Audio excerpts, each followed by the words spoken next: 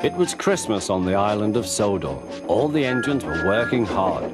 Thomas and Toby were busy carrying people and parcels up and down the branch line. Everyone was happy. Only the coaches, Annie and Clarabelle, were complaining. It's always the same before Christmas, they groaned. We feel so full, we feel so full. Oh, come on, said Thomas. Where's your festive spirit? Christmas Day is almost here. By the side of the track was a lonely little cottage with a familiar figure waving to them. It's Mrs. Kindly, whistled Thomas. Peep, peep, Happy Christmas. Thomas always felt better for seeing her. Christmas just wouldn't be Christmas without Mrs. Kindly. When work was over, Thomas went to see the other engines. All their coats had been polished. Ha, said Gordon, just look at us.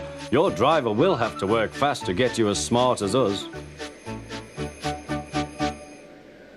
Never mind that, replied Thomas. I've something important to say. Do you realize it's a whole year since Mrs. Kindly saved us from a nasty accident? You remember when she was ill in bed and... Yes, of course, interrupted Edward. You told us how she waved her red dressing gown out of her window to warn you about a landslide ahead. And you and Toby gave her presents, Percy joined in. And the fat controller sent her to Bournemouth to get better. But, said James and Henry together, the rest of us have never thanked her properly. Exactly, said Thomas. So now I think we should all give her a special Christmas party. Everyone was getting very excited, and the drivers felt sure that the fat controller would agree, as indeed he did. The engines were all busy making plans when silence fell. The fat controller had bad news. The weather's changed badly. Mrs. Kindly is snowed up. Toby says he'll help to rescue her. You must help too, Thomas. There's no party unless you do. Thomas hated snow, but he said bravely, I'll try, sir. We must rescue her. We must. There's a good engine. You and Toby will manage splendidly. Thomas charged the snowdrifts fiercely. Sometimes he swept them aside, sometimes they stuck fast, and the men had to loosen them.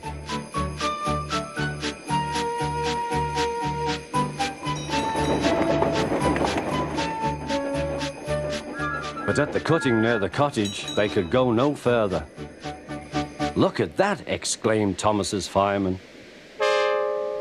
Peep, peep, peep, here we are, whistled Thomas. An answering wave came from an upstairs window. Then they heard a familiar sound. That's Terence, said Thomas. He's come to help too.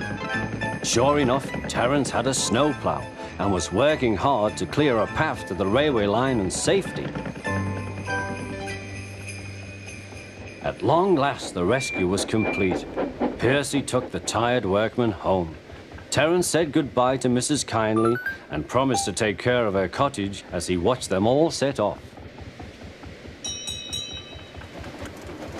The engines made good time. No more snow had fallen, but the yard was dark. Thomas's heart sank. Suddenly, all the lights went on. What a marvelous sight awaited Mrs. Kindly. Well done, said the fat controller. I'm really proud of you all. Mrs. Kindly especially thanked the smaller engines. Thomas and Toby are all friends, she said. And now, Percy, you are my friend too. Percy was very pleased. 3 cheers for Mrs. Kindly, he called. Peep, peep, peep, they all whistled. We wish you a Merry Christmas. We wish you a Merry Christmas. We wish you a Merry Christmas and a Happy New Year. Thomas the tank engine and his friends thought it was the best Christmas ever, and Mrs. Kindly could think of nowhere she would rather live than here with them on the island of Sodor.